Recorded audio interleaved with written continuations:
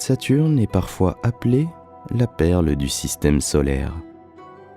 Classée géante gazeuse, Saturne est la 6e planète la plus éloignée du Soleil et la 2e plus grande planète du système solaire après Jupiter.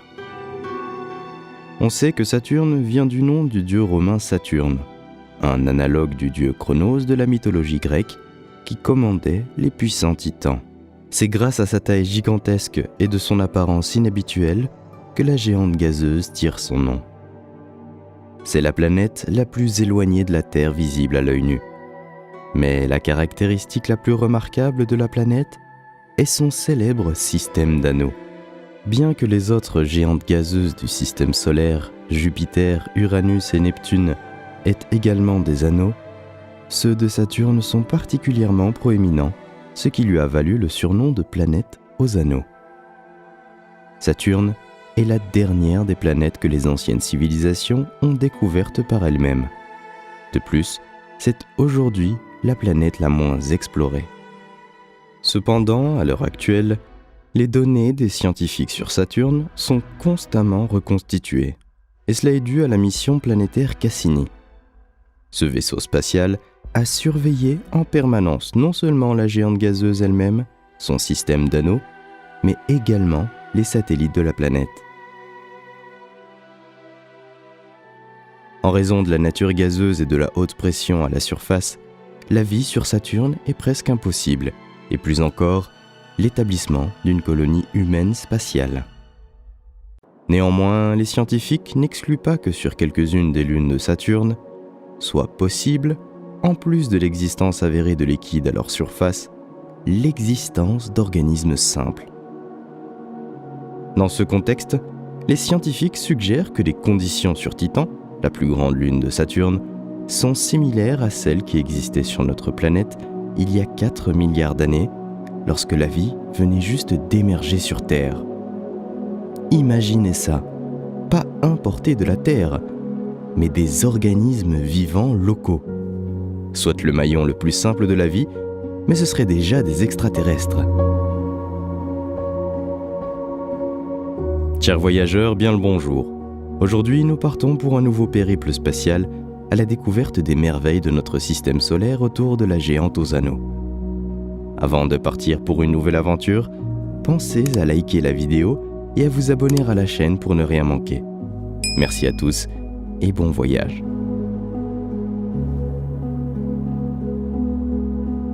Hormis la Terre, Saturne est la planète la plus reconnaissable du système solaire. La raison en est évidente, les anneaux. Bien que d'autres géantes gazeuses possèdent également des systèmes d'anneaux, aucune d'entre elles ne peut en aucune façon ressembler étroitement à l'environnement de Saturne en taille et en beauté. Saturne est la planète la moins dense du système solaire. Elle est principalement composée d'hydrogène et a une densité inférieure à celle de l'eau. De ce fait, s'il existait un bain géant dans lequel on pourrait placer une planète, Saturne y flotterait et ne coulerait pas. En outre, Saturne est la plus plate des 8 planètes. Son diamètre polaire correspond à 90% de son diamètre équatorial. Cela est dû au fait que cette planète à faible densité possède une vitesse de rotation élevée. Le champ magnétique de Saturne est un peu plus faible que celui de la Terre.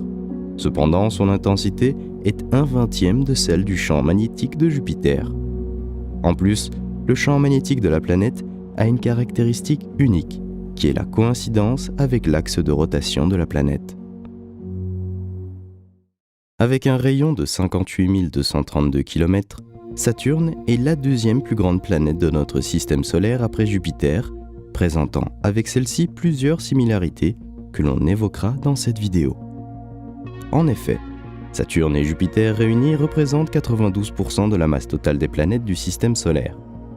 Ainsi, pour faire un voyage le long de l'équateur de Saturne, il faut parcourir une distance de 365 882 km. Le rayon de Saturne est d'environ 9,5 fois le rayon de notre planète. En plus, la géante gazeuse est presque 95 fois plus massive que la Terre. Pour mieux comprendre la taille de Saturne, imaginez que 764 planètes comme la Terre puissent y tenir. En tant que planète la plus massive du système solaire après Jupiter, l'attraction de la gravité de Saturne a contribué à façonner le destin de notre système solaire. Cela a peut-être aidé à projeter violemment Neptune et Uranus vers l'extérieur. En plus, avec Jupiter, elle aurait également pu lancer un champ de débris et de poussière vers les planètes intérieures au début de l'histoire du système solaire.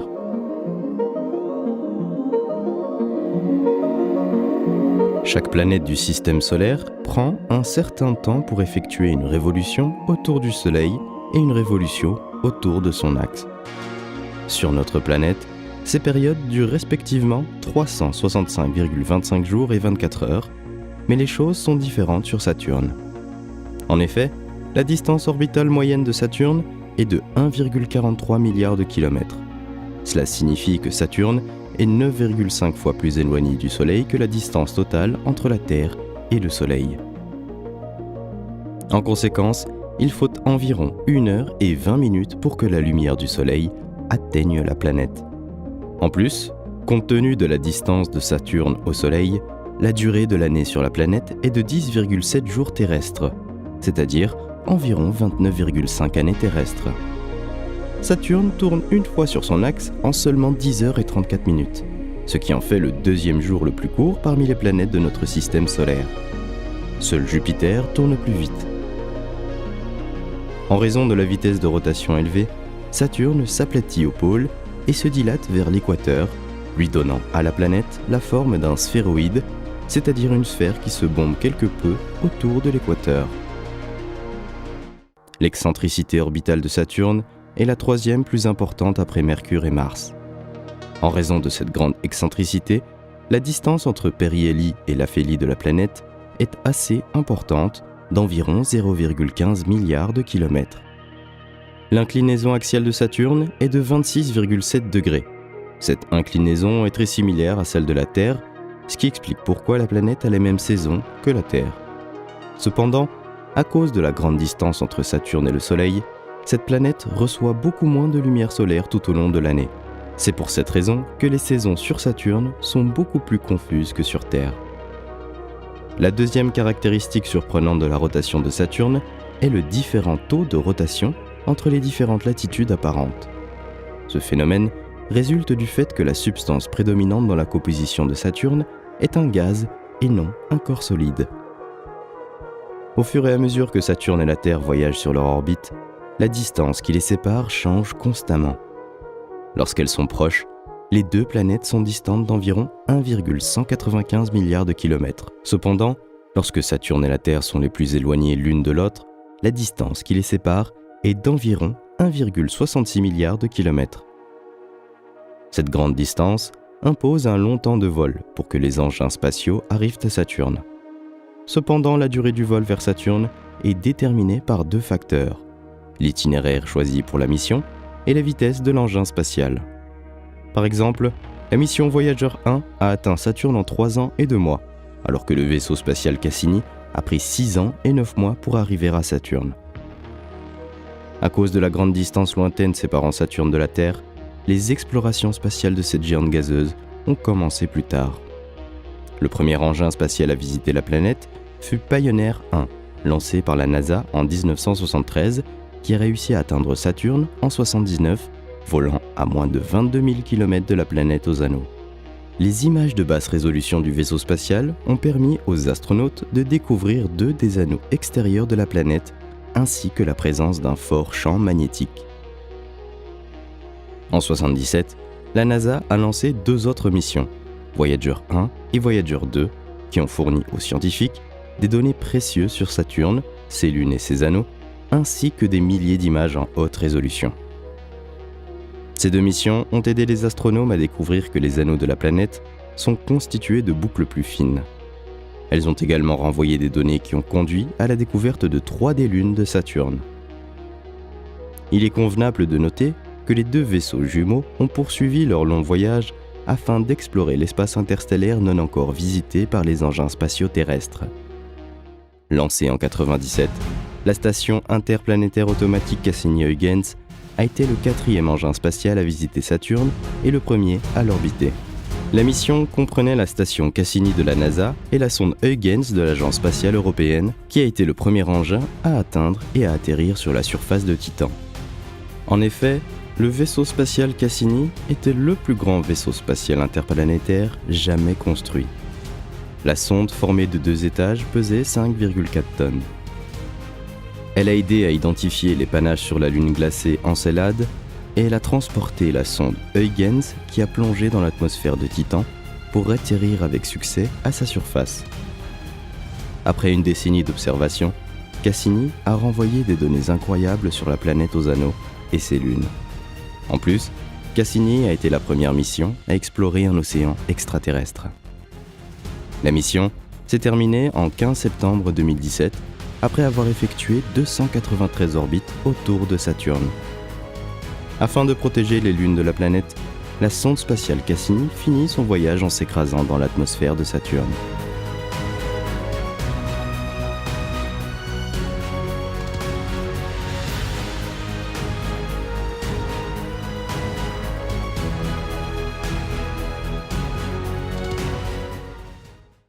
En 2019, la NASA a annoncé son intention de lancer son atterrisseur Dragonfly en 2027 pour arriver sur Titan en 2034.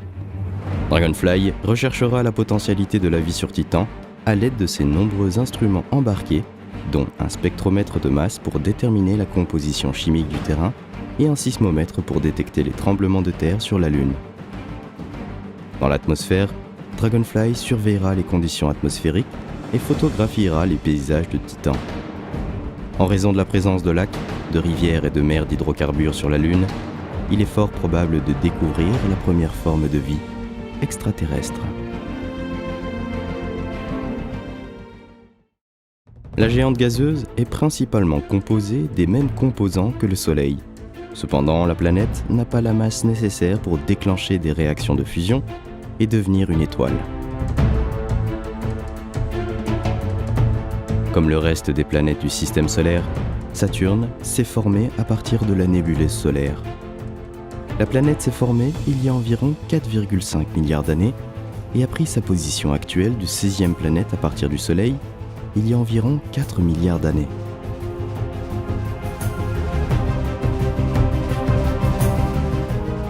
On pense que dans sa structure, Saturne est très similaire à Jupiter et est divisé en 3 couches. La couche interne est un noyau rocheux de silicate 10 à 20 fois plus massif que la planète Terre. En plus, on estime que le noyau est intégré dans une couche d'hydrogène métallique liquide. Donc, à une profondeur d'environ 30 000 km, la température est de 10 000 degrés et la pression est d'environ 3 millions d'atmosphères. Dans le noyau lui-même, la pression est encore plus élevée, tout comme la température. C'est la source de chaleur qui réchauffe la planète entière. Il est connu que Saturne dégage plus de chaleur qu'elle n'en reçoit du Soleil.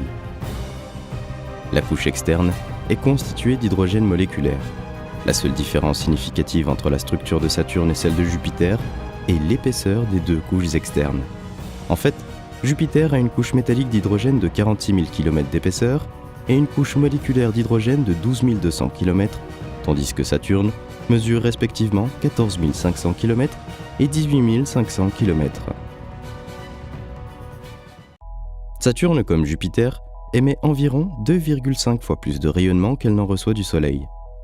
Cela est dû au mécanisme dit de Kelvin-Helmholtz, selon lequel l'énergie est générée en raison de la compression gravitationnelle de la planète et en raison de son énorme masse. Cependant, contrairement à Jupiter, la quantité totale d'énergie rayonnée ne peut pas être expliquée qu'avec ce processus. En plus de cela, les scientifiques ont suggéré que la planète crée une chaleur supplémentaire en raison du frottement des flux d'hélium. Une caractéristique unique de Saturne est le fait que cette planète est la moins dense du système solaire. Malgré son noyau dense et solide, la grande couche externe gazeuse de Saturne porte la densité moyenne de la planète à seulement 687 km par mètre cube. En conséquence, il s'avère que la densité de Saturne est inférieure à celle de l'eau. Et si elle avait la taille d'une boîte d'allumettes, elle flotterait facilement le long d'un ruisseau ou d'une rivière. Étant donné que Saturne est une géante gazeuse, elle n'a pas de surface solide au même sens que la Terre. Il serait donc impossible de faire atterrir un vaisseau spatial, bien qu'on puisse le faire tomber lentement avec un parachute et transmettre des informations jusqu'à ce que la pression intense de l'atmosphère de Saturne l'écrase. Ce fut le sort du vaisseau spatial Cassini. La composition chimique de l'atmosphère de Saturne est d'environ 96% d'hydrogène et 4% d'hélium. En plus, des éléments tels que l'ammoniac, l'acétylène, l'éthane, la phosphine et le méthane sont présents en petite quantité. L'épaisseur de l'atmosphère est d'environ 60 km. La vitesse des vents dans la couche la plus élevée de l'atmosphère peut atteindre 1800 km/h, ce qui fait des vents de la planète l'un des plus rapides de tout le système solaire. Saturne a également des nuages sous la forme de bandes horizontales, bien que cela ne soit pas aussi visible que sur Jupiter. Au fur et à mesure que vous vous rapprochez de l'équateur, ces bandes deviennent beaucoup plus larges qu'au niveau des pôles, et même plus larges que celles qui se trouvent près de l'équateur de Jupiter. Avant le lancement de la mission Voyager dans les années 70, les scientifiques ne savaient absolument rien de l'existence de ces bandes. Aujourd'hui, même des amateurs avec un télescope de puissance suffisante sont capables de les observer depuis la Terre. La vitesse des vents sur Saturne peut atteindre les 400 à 500 mètres par seconde. Les vents soufflent parallèlement à l'équateur vers l'avant. La vitesse du vent varie considérablement selon les latitudes. Dans les zones d'interaction des courants de vent, des systèmes de tempêtes et des tourbillons se forment de la même manière que la grande tache rouge sur Jupiter. Ainsi, un autre phénomène fascinant que l'on peut trouver dans l'atmosphère de Saturne est l'apparition de grandes taches blanches. Ce sont des tempêtes qui se produisent sur Saturne et sont de nature similaire à la grande tache rouge sur Jupiter, mais leur cycle de vie est beaucoup plus court. Une telle tempête a été observée en 1990 par le télescope spatial Hubble. Les observations historiques indiquent que la manifestation de telles tempêtes est périodique et qu'elles se produisent environ une fois par révolution de Saturne sur son orbite. Les couches supérieures de l'atmosphère de Saturne sont aussi chaudes que celles de la Terre. Mais contrairement à notre planète, pour cette géante gazeuse, le Soleil est suffisamment éloigné pour que son impact direct ne puisse à lui seul expliquer des températures aussi élevées de la thermosphère. Sur la base des mesures prises par Cassini, les astronautes ont pu établir des cartes de la circulation de la chaleur dans l'atmosphère. En analysant les résultats, les chercheurs ont découvert comment les courants électriques polaires chauffent les couches supérieures de l'atmosphère de Saturne et mettent le vent en mouvement dans son épaisseur. À cause du mouvement du vent, cette énergie, initialement générée près des pôles, peut se propager vers les régions équatoriales. De ce fait, l'équateur est chauffé à des températures 2 fois plus élevées que celles calculées sous l'action directe de la lumière solaire. La mesure de la densité de l'atmosphère a donné aux scientifiques les informations dont ils avaient besoin pour déterminer le régime de température. La densité diminue avec la hauteur et le taux de cette diminution dépend de la température. Ainsi, les astronomes ont découvert que les températures culminent près des aurores, indiquant que la haute atmosphère est chauffée par des courants électriques polaires. Comme toutes les géantes gazeuses du système solaire, Saturne possède un système d'anneaux. Cependant, le système d'anneaux de Saturne est le plus célèbre du système solaire. Contrairement à ceux de Jupiter, Uranus et Neptune, les anneaux de Saturne sont luxueux, larges et lumineux, ce qui fait de cette planète un sujet de prédilection pour les artistes de l'espace. Galilée a été le premier à voir les anneaux de Saturne en 1610, bien que de son télescope, les anneaux ressemblaient plus à des poignets ou à des bras. 45 ans plus tard, en 1655, l'astronome hollandais Christian Huygens, qui avait un télescope plus puissant, proposa plus tard que Saturne avait un système d'anneaux minces et plats. Au fur et à mesure que les scientifiques développaient de meilleurs instruments, ils continuaient à en apprendre davantage sur leur structure et leur composition. En effet, Les anneaux sont principalement constitués de milliards de minuscules particules de glace d'eau avec des traces de matériaux rocheux, ainsi que de poussière et d'autres débris cosmiques. La taille des particules varie de grains de sable à des blocs de la taille d'une maison. Certains d'entre eux ont même la taille d'une montagne. C'est cette composition qui permet d'expliquer pourquoi les anneaux sont visibles depuis la Terre à travers les télescopes. En effet, la glace a une réflectance très élevée de la lumière du Soleil. En plus, les anneaux sont relativement jeunes. Les scientifiques suggèrent qu'ils sont apparus très récemment, il y a 10 à 100 millions d'années. D'autres chercheurs évoquent que les anneaux de Saturne, bien que très jeunes à l'échelle de l'univers, seront bientôt amenés à disparaître.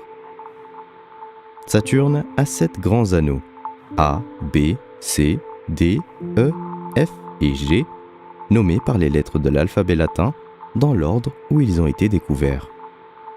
Les anneaux principaux, les plus visibles depuis la Terre, sont A, B et C.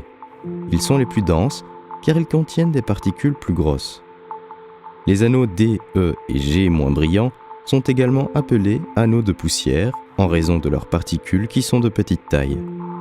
L'anneau F externe est assez dense et étroit, mais il contient également de nombreuses petites particules, ce qui le rend difficile à catégoriser.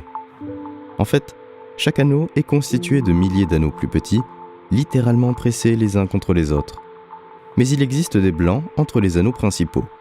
L'écart entre les anneaux A et B est le plus grand de ces écarts. Il est de 4700 km. Les anneaux principaux commencent à une distance d'environ 70 000 km au-dessus de l'équateur de Saturne et s'étendent sur 73 000 km supplémentaires. Il est intéressant de noter que malgré le fait qu'il s'agisse d'un rayon très important, l'épaisseur réelle des anneaux ne dépasse pas 1 km. Et si vous assemblez tout le matériel des anneaux, vous obtenez une lune d'un diamètre d'environ 400 km, c'est-à-dire 9 fois plus petit que la taille de notre lune. Les particules de glace des anneaux tournent autour de Saturne à une vitesse d'environ 10 km par seconde. Leurs vitesses sont si bien équilibrées que les particules voisines semblent stationnaires les unes par rapport aux autres. En fait, ils se déplacent très lentement dans différentes directions, à une vitesse de 1 à 2 mm par seconde. Pour vous donner une idée, les escargots terrestres rampent à peu près à la même vitesse. De temps en temps, on peut observer un spectacle impressionnant. C'est la collision de 2 grosses particules. Voici 2 blocs de glace de la taille d'une maison qui commencent à se toucher lentement. Ils n'ont pas eu de chance et n'ont pas pu résister à la pression mutuelle lors de l'impact et se sont lentement effondrés. Une catastrophe typique pour les anneaux à la vitesse d'1 mm par seconde. Les anneaux de Saturne sont principalement de couleur brune ou sablonneuse, mais d'autres variations de couleurs peuvent être observées. Étant donné que les anneaux sont principalement constitués de glace d'eau de couleur blanche, les variations de couleurs peuvent être le résultat d'une contamination par une roche ou par du carbone. Il s'est avéré qu'une grande quantité d'oxygène enveloppe les anneaux, ce qui a été une découverte pour les scientifiques. Le matériau des anneaux étant principalement constitué de glace d'eau, on s'attendait à ce que l'atmosphère contienne également principalement des molécules d'H2O et leurs produits de désintégration, groupes hydroxyle et hydrogène. Par ailleurs, des rayons mystérieux ont été vus dans les anneaux de Saturne qui semblent se former et se disperser en quelques heures seulement. Les scientifiques ont supposé que ces rayons pourraient être composés de fibres chargées électriquement de particules de la taille d'une poussière, créées par des petits météores impactant les anneaux ou par des faisceaux d'électrons provenant de la foudre de la planète. Il existe plusieurs hypothèses sur l'origine des anneaux de Saturne. Certains astronomes pensent qu'il s'agit de fragments de comètes brisées, d'astéroïdes ou même de lunes. D'autres pensent que les anneaux se sont formés à partir des restes du nuage protoplanétaire à partir duquel Saturne s'est formé. La théorie la plus courante qui permet d'expliquer la formation du système d'anneaux de Saturne est qu'il est issu de la destruction d'un satellite autrefois existant de la planète. Par exemple, lors de sa collision avec un autre satellite ou avec un astéroïde, ou encore sous l'influence des forces de marée de la géante gazeuse, au moment où l'orbite de la Lune est devenue trop proche de Saturne. Une caractéristique unique de la planète est la formation atmosphérique persistante au pôle nord de la géante gazeuse, connue sous le nom d'hexagone de Saturne. Il s'agit d'une formation assez stable, ayant l'apparence d'un hexagone régulier entourant le pôle nord de la planète. Ce phénomène atmosphérique de dimension énorme atteignant 25 000 km. La forme de l'hexagone n'a pas changé depuis plus de 30 ans. Il n'y a pas encore d'explication à ce phénomène unique. Les scientifiques suggèrent qu'il s'agit d'une partie d'un grand vortex dont le compartiment principal est situé dans les profondeurs de l'atmosphère de Saturne. Mais les lois qui régissent son mouvement ne sont pas claires pour les spécialistes. L'analyse des images envoyées par Cassini a permis aux scientifiques d'obtenir de nouvelles informations sur l'hexagone. Ainsi, ils ont trouvé des ondes se propageant à partir des coins de l'hexagone. En plus, les astronomes ont pu voir que les parties internes de l'hexagone sont plus sombres que les parties externes. Cassini a également montré que chacun des pôles de la planète possède un vortex monstrueux, dont la chaleur est générée par des orages géants internes. Les images prises par le télescope Hubble, qui a photographié la région polaire sud de Saturne pendant plusieurs jours, montrent que les aurores ont des caractères différents d'un jour à l'autre. Par rapport à la Terre, où les intensités des aurores changent en 10 minutes environ et peuvent durer plusieurs heures, les aurores de Saturne apparaissent toujours brillantes et peuvent durer plusieurs jours.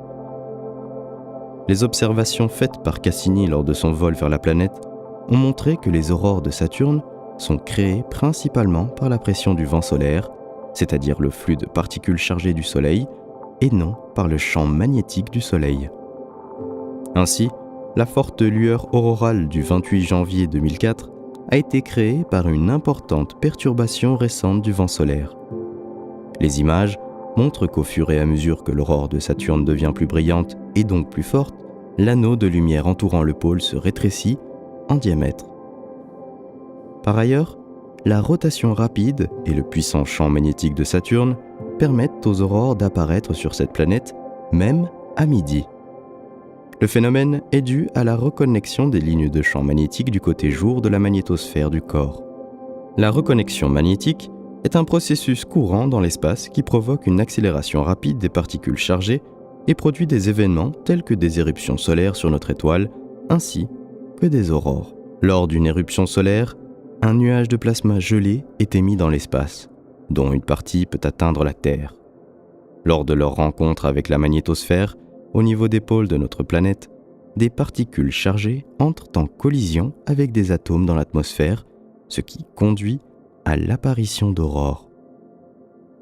Les astronomes ont utilisé les données de la mission Cassini et ont pu obtenir la preuve que des reconnexions ont lieu dans le disque magnétique de Saturne, même à midi.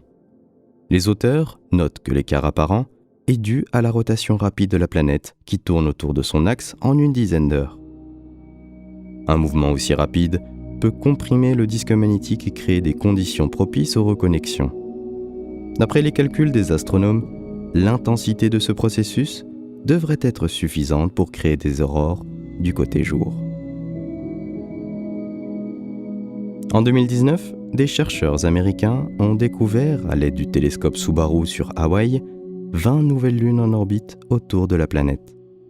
Portant ainsi son total à 82, Saturne a dépassé Jupiter en tant que planète du système solaire avec le plus de lunes. Les lunes de Saturne sont nombreuses et variées. De ce fait, la planète et ses lunes ressemblent au système solaire en miniature.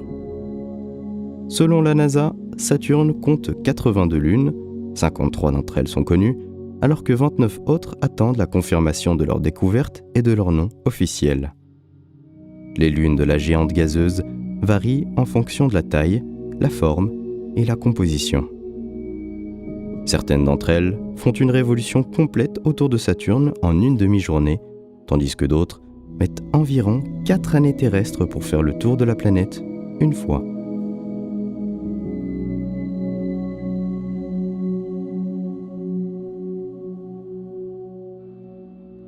Les lunes de Saturne peuvent être classées en 3 groupes distincts. Le premier groupe comprend les lunes internes, Pan, Daphnis, Atlas, Prométhée, Pandore, Épiméthée et Janus. Elles sont toutes formées de blocs de glace de forme irrégulière. La taille de l'une d'elles ne dépasse pas 200 km. Elles tournent autour de Saturne sur des orbites circulaires, presque dans le plan de l'équateur de la planète, et font une révolution complète en quelques heures seulement. Toutes les lunes internes sont étroitement liées aux anneaux et sont en interaction dynamique avec eux. Les lunes Pan, Daphnis et Atlas font partie de l'anneau A, alors que les lunes Prométhée et Pandore sont localisées à l'extrémité de l'anneau F. D'autre part, les lunes Épiméthée et Janus sont dans une sorte de danse gravitationnelle unique l'une avec l'autre. L'orbite de l'un d'eux n'est qu'à 100 km plus proche de Saturne que l'orbite de l'autre. Un fait intéressant pour ce groupe est que la lune la plus proche de Saturne se déplace un peu plus vite et se rapproche de la plus éloignée tous les 4 ans.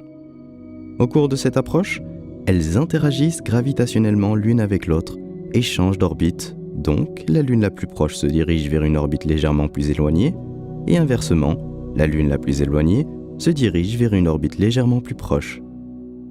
Notons que cet échange d'orbite se répète tous les 4 ans.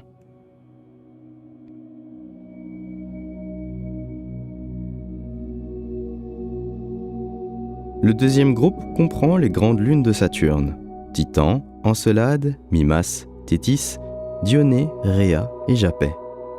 Chacune d'elles est un monde indépendant avec des caractéristiques uniques et une histoire unique. Et Titan, en raison de sa taille, de sa masse et de la présence d'une atmosphère dense, mériterait d'être appelé une planète.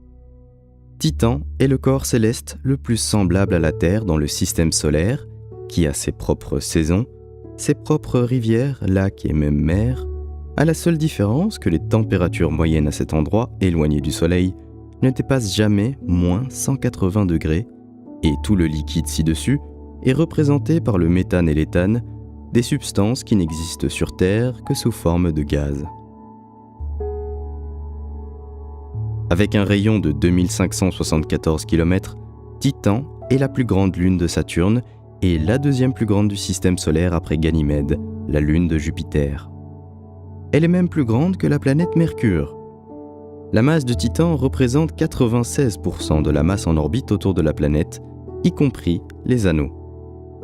Titan tourne autour de Saturne sur une orbite circulaire régulière à une distance de 1,22 million de kilomètres, c'est-à-dire 3 fois plus éloignée de sa planète que la Lune de la Terre. De plus, elle effectue une révolution en 16 jours environ.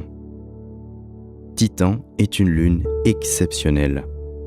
Malgré les températures extrêmement basses qui règnent à la surface de la Lune de la planète géante, Titan possède sa propre atmosphère dense et même de véritables mers et océans de méthane liquide.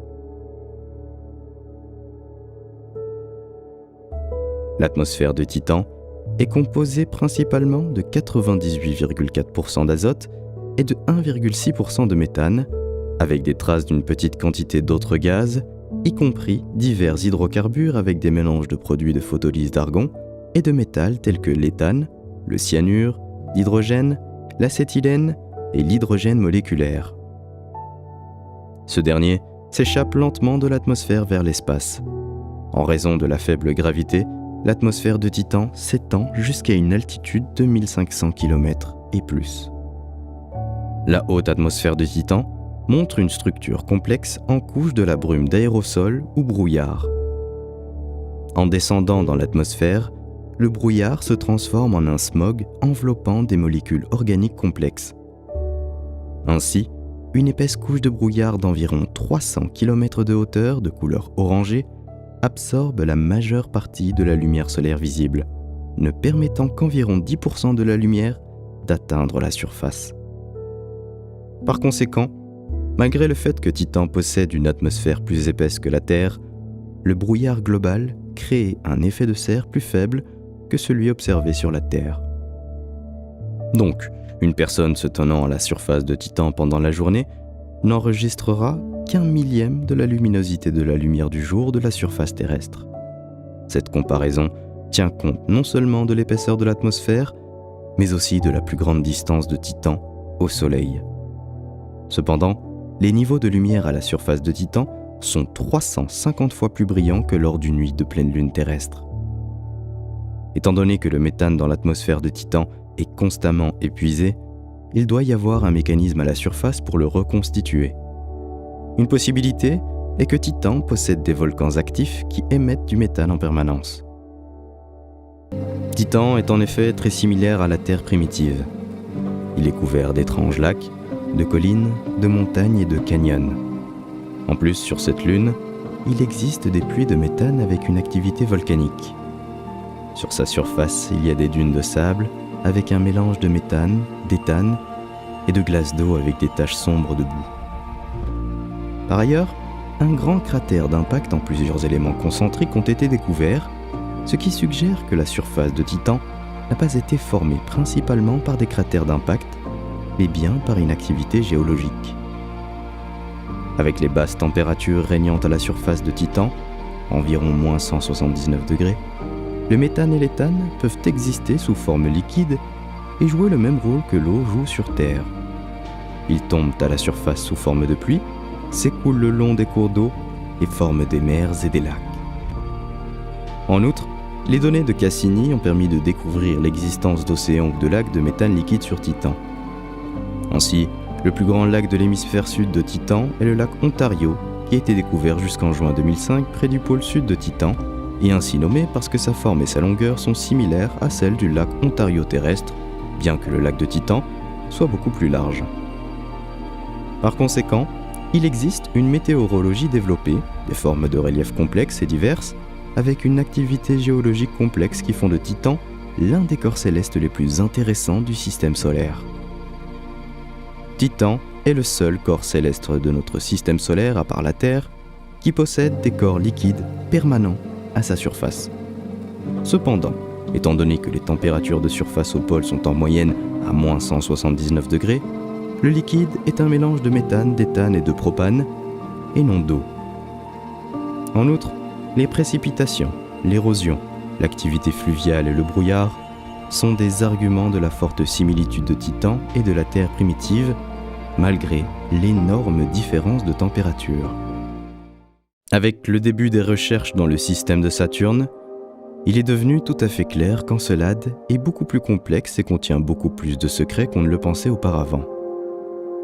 Encelade est la 6e grande lune de Saturne qui tourne autour de la planète à une distance de 238 100 km, soit presque 4 rayons de Saturne, et fait une révolution en 1,3 jours.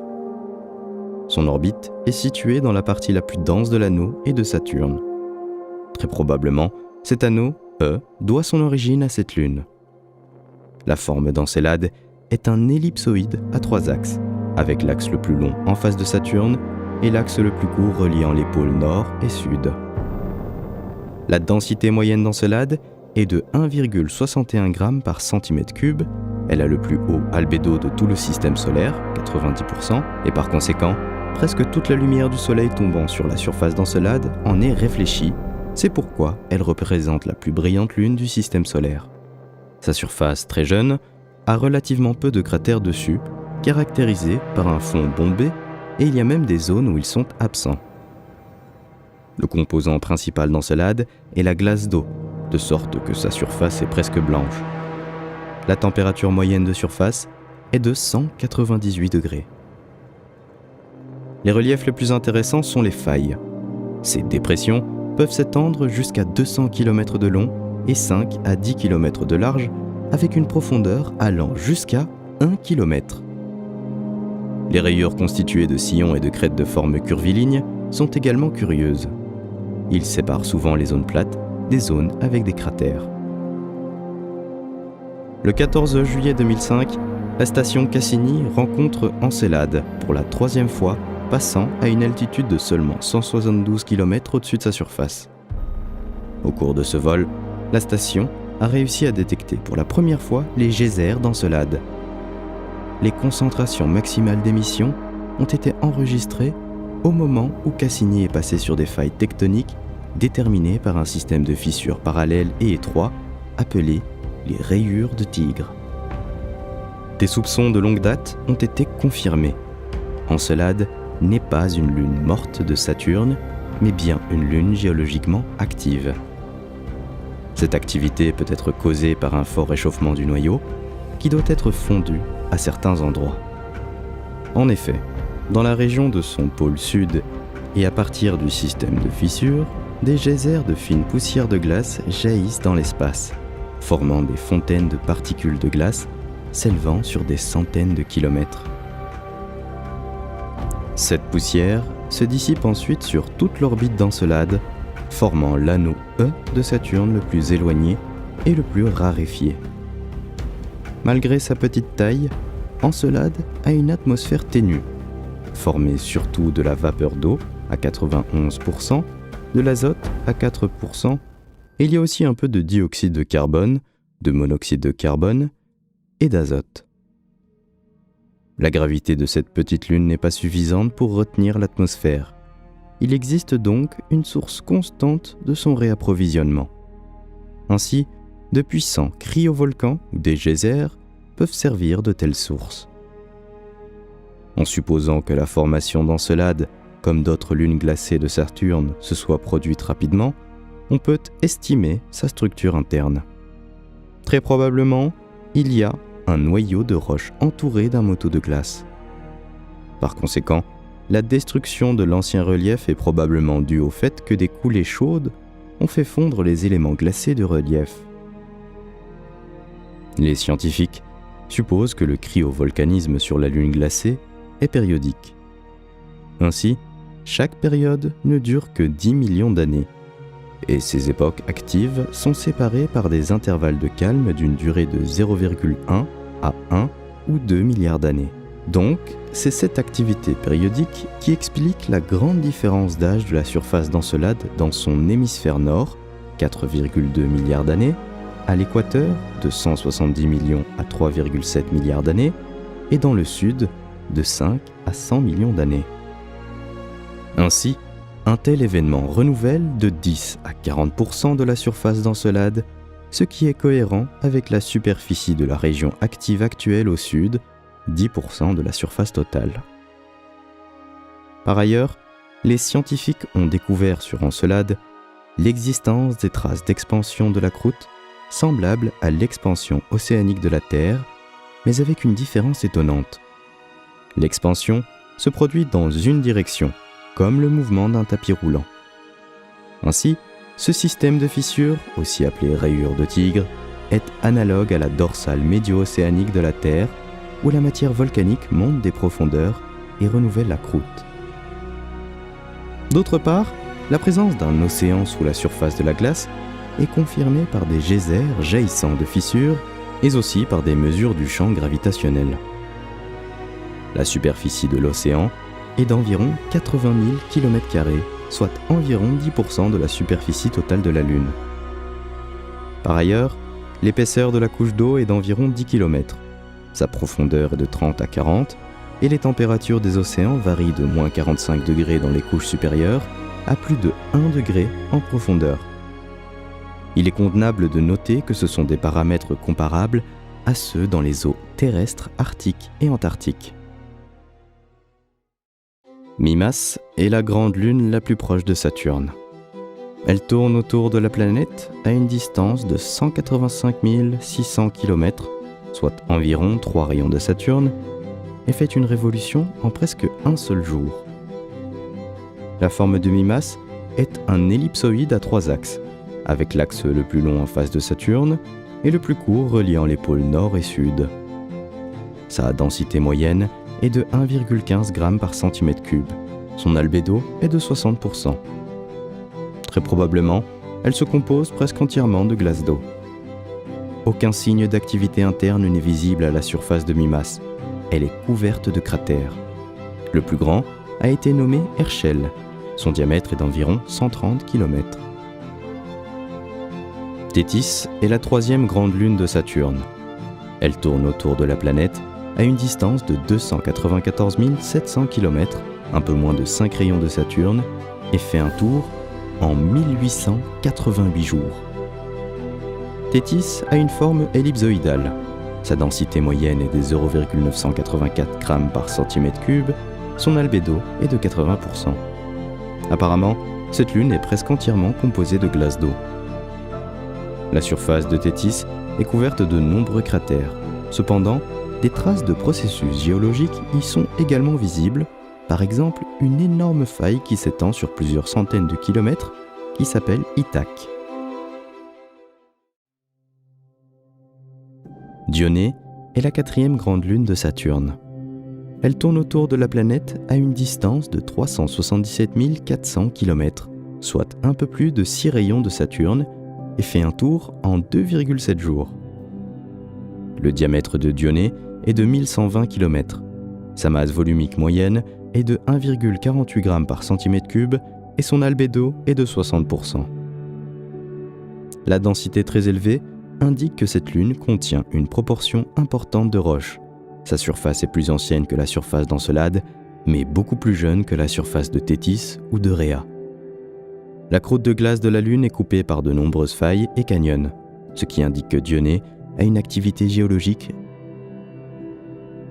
Avec un diamètre de 1528 km, Rhéa est la 2e plus grande lune après Titan de Saturne. Elle tourne autour de la planète à une distance de 527 100 km, un peu moins de 9 rayons de Saturne, et fait un tour en 4,5 jours. Sa densité moyenne est de 1,24 g par cm3 et son albédo est de 60%. Bien que Rhéa soit plus grande que Dionée, sa surface est beaucoup plus ancienne. En fait, elle est parsemée en totalité par des cratères. Japet est la 7e grande lune de Saturne. Elle tourne autour de la planète à une distance de 3 560 800 km, soit 59 rayons de Saturne, et fait un tour en 79 jours. Contrairement aux lunes les plus proches, qui orbitent presque dans le plan de l'équateur de Saturne, l'orbite de Japet est inclinée de 7,5 degrés par rapport à ce plan. Son diamètre est de 1436 km, c'est un petit peu plus que Rhéa. Sa densité moyenne est de 1,09 g par cm3. Une des particularités étonnantes de Japet est que l'un de ses hémisphères réfléchit 6 fois moins de lumière que l'autre. La zone équatoriale est recouverte d'une substance rougeâtre foncée de composition. Au fur et à mesure que vous vous déplacez vers les pôles, cette couche de matière s'amincit et disparaît. On l'appelle le yin et le yang des lunes de Saturne. L'origine du phénomène serait extérieure à Japet. On pense que le matériau sombre originel proviendrait de débris arrachés à de petites lunes par des impacts de météorites et agrégés ensuite sur l'hémisphère de Japet. La principale source serait la lune Phébé, qui laisserait derrière elle comme un sillage une traînée de matériaux que Japet récolterait grâce à son orbite similaire à Phébé. Un autre détail intriguant à la surface de Japet est la présence d'une chaîne de montagnes de 10 km qui s'étend parallèlement à l'équateur sur près de la moitié du diamètre du satellite. Le 3e groupe de lunes de Saturne est formé de petits corps capturés par Saturne tout au long de son existence. Ce sont Phébé, Kiviuk, Igirak, Paaliak, Skati, Albiorix, Eriapus, Siarnak, Tarvos, Mundilfari, Narvi, Sutungre, Trimir, Ymir et 20 autres satellites qui ont été découverts au cours des 2 dernières décennies, mais qui n'ont pas encore de nom. Ces lunes orbitent le long de la périphérie même du système de Saturne, se déplaçant sur des orbites irrégulières avec de grandes excentricités et inclinaisons par rapport au plan de l'équateur de la planète. La plus éloignée de ces lunes fait une révolution autour de Saturne en 3,4 ans. En outre, beaucoup d'entre elles ont des orbites rétrogrades, ce qui signifie qu'elles tournent dans le sens opposé au sens de rotation de leur planète.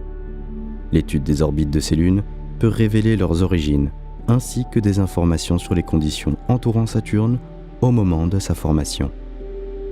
Parmi ces lunes, seule Phébé atteint une taille de 240 km. La taille du reste n'est que de quelques kilomètres. En plus, c'est la seule des lunes irrégulières de Saturne à avoir été étudiée par une sonde spatiale. Phébé tourne autour de Saturne à une distance de 12 900 000 km, soit 215 rayons de Saturne, sur une orbite rétrograde. Elle fait donc un tour complet en 548,2 jours. Sa densité moyenne est de 1,64 g par cm3 et son albédo n'est que d'environ 8%. Enfin, il convient de dire que plusieurs lunes non découvertes d'un diamètre de plusieurs kilomètres tournent probablement autour de Saturne.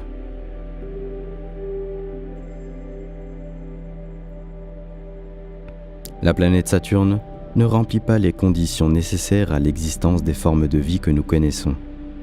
Cependant, certains satellites de la géante gazeuse, notamment Titan et Encelade, peuvent avoir des conditions propices à la vie. La surface de Titan est l'un des endroits les plus semblables à la Terre de tout le système solaire.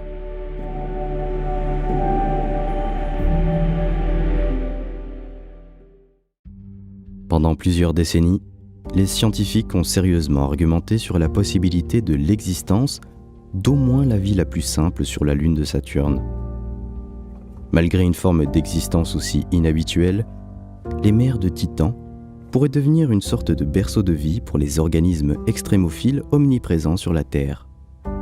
En utilisant la vaste gamme d'ingrédients biologiques pour lesquels Titan est célèbre, la vie locale pourrait progressivement évoluer au moins au niveau le plus simple. En plus, diverses substances organiques créées dans l'atmosphère et déposées à la surface sous forme de pluie sont l'une des raisons pour lesquelles Titan intéresse beaucoup les astrobiologistes. On pense que l'atmosphère de Titan est similaire à celle de la Terre primitive. Selon les scientifiques, les conditions actuelles sur Titan sont presque les mêmes que sur la Terre il y a 2,8 milliards d'années. C'est-à-dire qu'un certain semblant de l'ère du Mésoarchéen y règne désormais. Mais à cette époque, la vie existait déjà sur la Terre. Si cela est vrai, alors les premières cyanobactéries pourraient exister sur Titan en ce moment.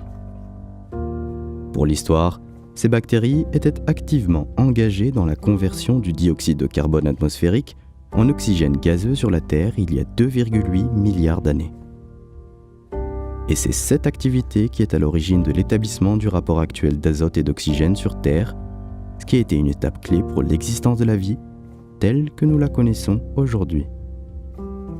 En plus, des études antérieures, utilisant la modélisation de la dynamique moléculaire comme méthode d'étude de la chimie de la vie, ont suggéré que des structures de bulles basées sur des composés azotés pourraient bien apparaître dans un monde comme Titan. La question de savoir si la vie microbienne existe sur Titan est peut-être la question la plus intrigante pour les scientifiques. D'une part, un composant très important pour la vie manque à la surface du satellite, l'eau liquide. Dans ce contexte, les scientifiques pensent que le méthane liquide peut prendre en charge les fonctions de l'eau liquide sur Titan. Il convient tout à fait à certaines formes de vie exotiques. Après tout, nous savons que les organismes sur Terre peuvent vivre dans des conditions absolument incroyables, des températures extrêmes, un rayonnement élevé et l'absence d'eau. Des créatures comme celle-ci peuvent-elles survivre à l'environnement hostile de Titan ? Cette vie pourrait prendre la forme de microbes et d'extrémophiles dans l'océan intérieur, ou pourrait prendre la forme encore plus extrême de formes de vie méthanogène. Comme cela a été suggéré, la vie pourrait exister dans les lacs de méthane liquide de Titan, tout comme les organismes sur Terre vivent dans l'eau. De tels organismes inhaleraient du dihydrogène, H2, au lieu de l'oxygène gazeux, O2. Ils le métaboliseraient avec de l'acétylène au lieu du glucose, puis expireraient du méthane au lieu du dioxyde de carbone. Malgré le fait que l'émergence de la vie organique soit reconnue comme difficile sur la plus grande lune de Saturne, les chercheurs espèrent trouver des traces de formes exotiques de matière vivante sur Titan. Ainsi, la mission Dragonfly, prévue pour les années 2030, est la mission la plus attendue pour identifier cette possibilité et qui pourrait être capable de détecter l'existence de la vie dans le schéma le plus simple. Dans le système solaire, il existe de nombreux endroits où la vie microbienne est possible. Mais Encelade est particulièrement attrayant à cet égard. Encelade est l'une des lunes de Saturne les plus intéressantes à étudier en raison de la présence de facteurs favorables de l'existence d'une vie biologique, notamment la présence d'un océan d'eau liquide sous sa surface glacée, d'un noyau de silicate rocheux et d'une activité hydrothermale. Une analyse de la composition du fluide sous-glaciaire a montré que l'eau océanique locale, émise par les fissures et les failles d'Encelade, est riche en substances organiques si nécessaires à la formation et au maintien de la vie biologique. En effet, l'analyse du CO2 d'Encelade a montré que cette lune peut être le siège des réactions chimiques complexes se déroulant dans les fonds marins. Une étude du panache gazeux et des embruns gelés éjectés à travers les fissures de la surface glacée de la Lune suggère que l'intérieur d'Encelade est beaucoup plus complexe qu'on ne le pensait vraiment. Ainsi, l'analyse des données de spectrométrie de masse de Cassini a montré que l'abondance de CO2 s'explique mieux par les réactions géochimiques entre le noyau rocheux de cette Lune et l'eau liquide de son océan souterrain. La combinaison de ces informations avec les découvertes précédentes de silice et d'hydrogène moléculaire indique un noyau plus complexe et diversifié sur le plan géochimique. La présence de dioxyde de carbone dissous indique également la présence d'événements géothermiques à l'intérieur d'Encelade. Au fond des océans, les bouches hydrothermales libèrent des fluides riches en énergie et en minéraux qui permettent à des écosystèmes uniques de prospérer. C'est autour de ces mêmes bouches hydrothermales que la vie serait apparue sur Terre il y a plusieurs milliards d'années. Ainsi, le 28 février 2015, lors du vol de la station automatique Cassini au-dessus d'Encelade, de minuscules particules de silice, des marqueurs des processus hydrothermaux en cours, ont été vues. Par conséquent, diverses sources de particules de CO2 et de silice observées impliquent que le noyau d'Encelade se compose d'une couche supérieure carbonisée et d'une couche interne serpentinisée. Sur la Terre, les carbonates se présentent généralement sous forme de roches sédimentaires telles que le calcaire, tandis que les minéraux de serpentine se forment à partir de roches ignées du fond marin riches en magnésium et en fer. Les chercheurs pensent qu'une telle structure unique du noyau pourrait permettre l'émergence de formes de vie océaniques souterraines encore inconnues des scientifiques. En plus, Encelade peut avoir de fortes concentrations d'ammoniac, ce qui pourrait être un carburant potentiel pour la vie. Et bien que de fortes concentrations de ce gaz puissent indiquer une carence d'organismes vivants, cela ne signifie pas qu'Encelade est dépourvu de vie. Peut-être qu'il n'y a tout simplement pas assez de microbes pour consommer toute l'énergie chimique disponible. La vapeur d'eau, les composants organiques, les éruptions thermiques et l'éventuel océan sous-glaciaire d'Encelade rendent cette lune intrigante pour les astrobiologistes à la recherche d'origines possibles de vie extraterrestre. Peut-être qu'il y a vraiment de la vie sur Encelade. Divers micro-organismes pourraient bien être présents. En février 2018, une équipe internationale de scientifiques d'Autriche et d'Allemagne a rapporté qu'ils étaient capables de reproduire les conditions sur la lune Encelade de Saturne pour savoir si elles conviennent à l'existence d'archéons, qui sont des cellules ancestrales hypothétiques, supposées posséder des caractéristiques plus ou moins comparables à celles d'une archébactérie actuelle. Il s'est avéré que ces organismes peuvent survivre sur le satellite. Ils peuvent aussi produire du méthane trouvé dans les geysers de gaz d'un corps céleste, laissant le doute et le mystère planer autour de cette lointaine lune glacée.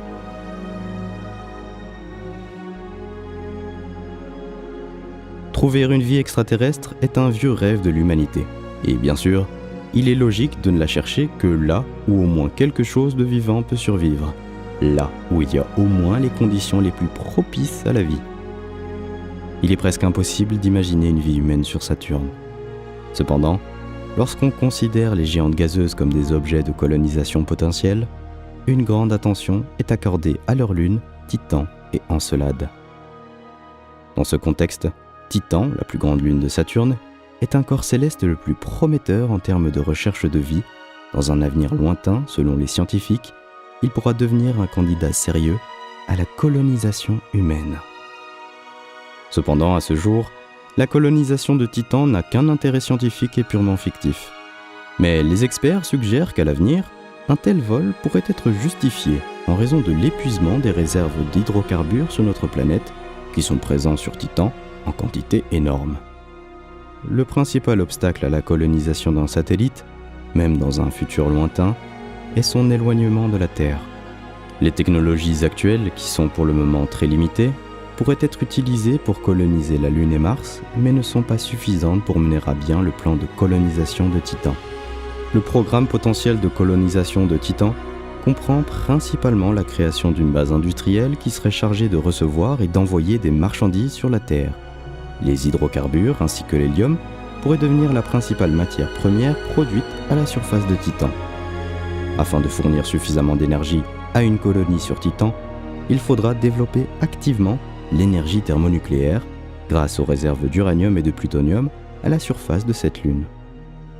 Quant aux éventuels bâtiments et structures de la première colonie, ils peuvent être réalisés à l'aide de la glace, dont la résistance à basse température à la surface de Titan est égale à la résistance de l'acier. Les blocs de glace et le givre multicouche peuvent être utilisés pour la construction. Cependant, pour le fonctionnement normal des premières colonies, il est également nécessaire de développer la métallurgie. Dans ce cadre, Titan possède d'importantes réserves de minerais métalliques. En plus, sur la base des matières premières hydrocarbonées, il sera possible de développer la production de matériaux composites ultra légers sur la Lune. Donc, la création d'une importante base industrielle sur Titan contribuera à une augmentation de la température atmosphérique. Ceci, à son tour, entraînera divers changements dans les processus qui se déroulent actuellement à la surface de cette Lune. La planète Saturne et ses mystérieuses lunes nous surprendront probablement plus d'une fois.